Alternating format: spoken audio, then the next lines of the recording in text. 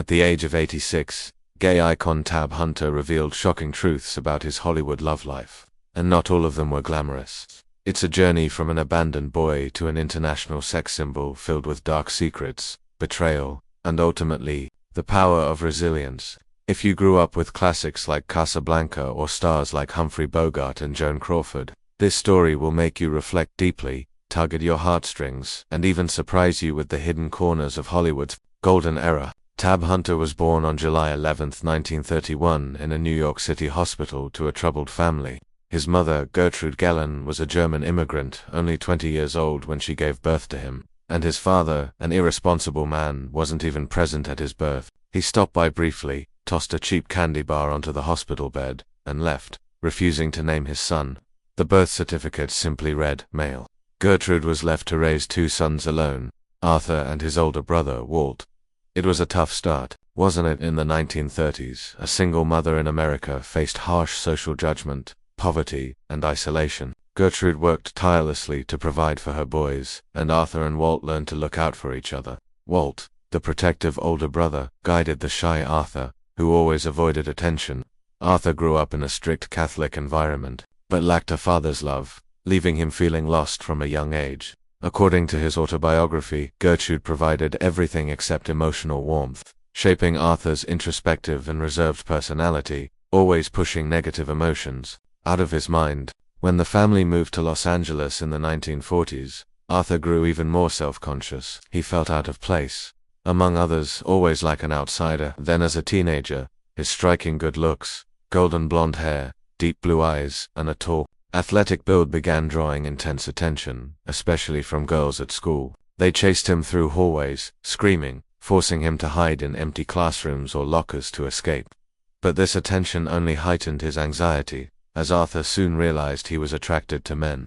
At the time, the word gay wasn't common. Instead, people used derogatory, hateful terms filled with disgust. Homosexuality was seen as a mental illness, a crime punishable by severe consequences. Doctors recommended horrific treatments like electric shocks, induced vomiting, forced sterilization, or even libetuas. With no role models, Arthur experimented a few times with men, but was consumed by guilt afterward, questioning whether he was doing something wrong or possessed by demons. Once he confessed to a priest at church, hoping for help and salvation, but was met with harsh scolding and expulsion, leaving him feeling beyond redemption. That despair, my friends, is a pain many in our generation can relate to. Living in a society where personal secrets could ruin an entire life, where love was branded a dark sin, it's a mystery of that era. How could a shy boy like Arthur survive in such a judgmental world? And what consequences would his secrets bring? Arthur drifted through countless jobs to find himself and survive. He sold orange juice at Orange Julius in LA, welded metal in a factory, made milkshakes at a Rexall pharmacy where he served stars like Rhodey McDowall, who later became a close friend after Arthur learned he was also gay, sharing their hidden truths. He worked at the Warner Brothers Theater on Hollywood Boulevard, where he befriended Carol Burnett, a young woman also struggling to find her path. They both despised their bullying boss and quit together, vowing never to return. Arthur loved movies, especially adventure films with heroic male stars like Tyrone Power in Son of Fury or John Hall, an invisible agent. These films inspired him to drop out of school at 15, lie about his age, and join the Coast Guard, hoping for a real adventure to escape his dead-end life and inner turmoil. But reality was harsh. He was sent to a weather station in the Pacific, surrounded by nothing but endless ocean and loneliness. Later, he was transferred to Connecticut for training there, near New York. He tried to find his father, a man he'd never known, hoping to fill the void in his heart. He knocked on the last known address, but a furious woman answered, and behind her, in the shadows, sat his father, refusing to meet him. The door slammed shut, leaving Arthur with the pain of rejection once again, deeper than ever. Soon after, the Coast Guard discovered his age lie and sent him back to LA. 2 rejections in a row plunged Arthur into deep depression. Confused about his sexuality, wondering if his life had any way forward. Back in LA, Arthur cautiously sought male companionship, knowing the high-risk society could lead to jail or forced treatment. Once he narrowly escaped a car accident after being harassed by a drunk man, fleeing in fear. But then his brother Walt introduced him to horseback riding at Griffith Park. At first, Arthur was terrified, his heart pounding as he mounted a horse. But gradually, he found peace. Caring for animals and physical work gave him a sense of belonging he'd never felt. He started visiting the stables regularly, working in exchange for riding time, and it was there, with a shovel of manure in hand, that he felt closest to God. Horses became a cure for his loneliness, and he dreamed of owning one, though it seemed impossible for a poor boy. It was a beautiful, emotional moment in his life where nature and animals brought hope amid the darkness. One day while riding in the park, Arthur met Dick Clayton, a miner. Actor Dick saw potential in Arthur's looks, tall, blonde, blue-eyed, and asked if he'd considered acting. Arthur brushed it off, thinking it was a crazy idea. He was just a horse-loving kid, not a star. But Dick persisted, becoming a friend and encouraging Arthur to finish high school. After graduating, Arthur wanted independence and with Walt rented an apartment from a man named Terry, who was also gay. Money was tight, and Arthur needed steady work. Remembering Dick's advice, he decided to try acting. Dick introduced him to agent Henry Wilson at a glamorous Hollywood party. Henry, known for representing handsome men like Lana Turner, Natalie Wood, Rock Hudson, and Ann Sothern, saw Arthur and decided to make him a star. Henry loved giving his clients macho nicknames, and he chose Tab from Tab as in a bill, but it sounded tough, and Hunter from Arthur's favorite type of horse.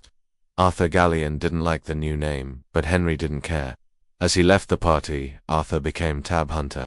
It was a mysterious moment, from a boy shoveling manure to a potential star, but were Henry's intentions pure? Henry landed Tab a small role in The Lawless in 1950 with just one line that got cut. But he earned $500, a fortune compared to his old jobs. That's when he realized the new name wasn't so bad, and he could use the money to pursue his passion for horses and support his boyfriend, Ronnie Robertson. A figure skater with the world's fastest spin, Ronnie dreamed of going professional, and Tab wanted to help, but Henry sent few auditions, mostly using Tab as a date for dinners and clubs. Tab cleverly dodged this by bringing along a female friend, who knew the truth.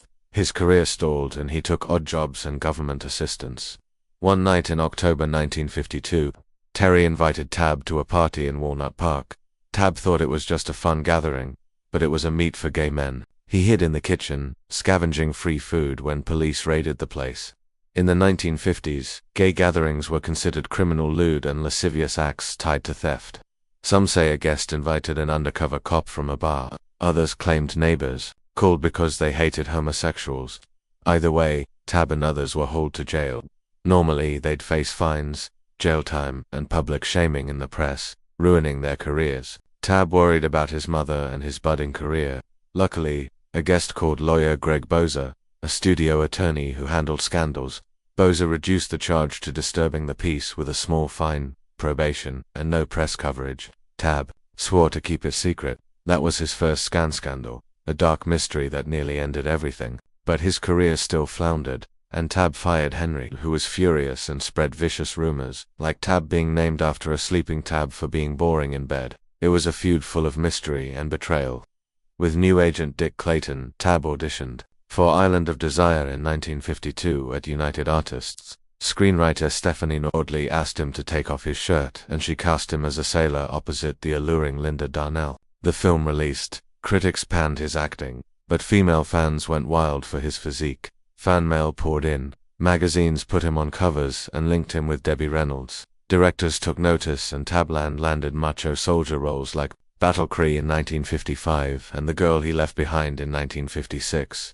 Often shirtless, Battle Cree was Warner's biggest hit of 1955, grossing $8 million, the third highest that year, based on Leon Uris's novel filmed at Camp Pendleton. Tab knew his acting was weak, so he left Hollywood to study theater in our town in Taft, a town of just a few thousand. Lead actress Marilyn Erskine initially doubted him, calling him a clumsy oaf. But rigorous training in character, emotion, and audience engagement transformed him. The play succeeded, touring California, and helped Tab mature. Marilyn, impressed, introduced him to her boyfriend Eddie Fisher, the singer famous for Oh My Papa. Eddie knew Warner was casting Battle Cree, needing a handsome actor for complex emotions. James Dean and Paul Newman auditioned, but Tab's chemistry won the role. Warner signed him for 6 months at $500 a week. Filming in Puerto Rico, Tab impressed, and Life magazine called him a rising star. Jack Warner took notice, signing him for $7